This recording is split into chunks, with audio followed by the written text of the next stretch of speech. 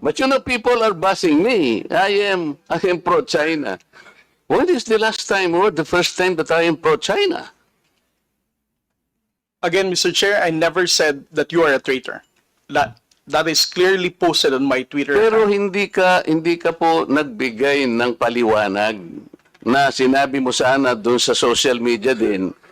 Bakit nyo ina-ascribe sa akin na sinabi ko na traitor si Kong Marcoleta? I did not say that. It is only now that you are explaining na wala kang sinabi. But kumalat na sa social media, kaya nga tayo nandito. These are the excesses and the abusiveness of social media, Mr. Chair. Nangyari na.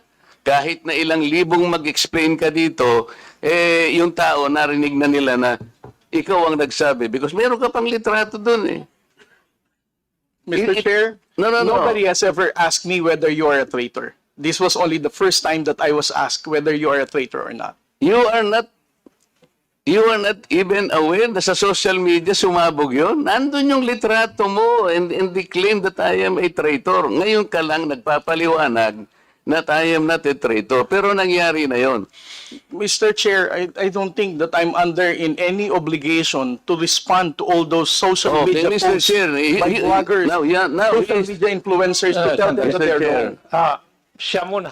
Sabi niya wala siyang obligation. Finish your statement. Yes, sir.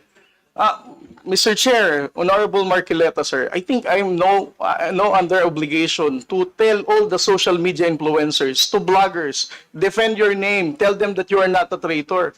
Again, I did not mention that you are a traitor. It's not, those words did not come from me. Why would I go to the extent of defending you and you are running for Senate? I might as well be interpreted as running for, supporting somebody for public office. Mr. Chair, clarifying something that is wrong is Have not the floor, political. please. Thank you, sir.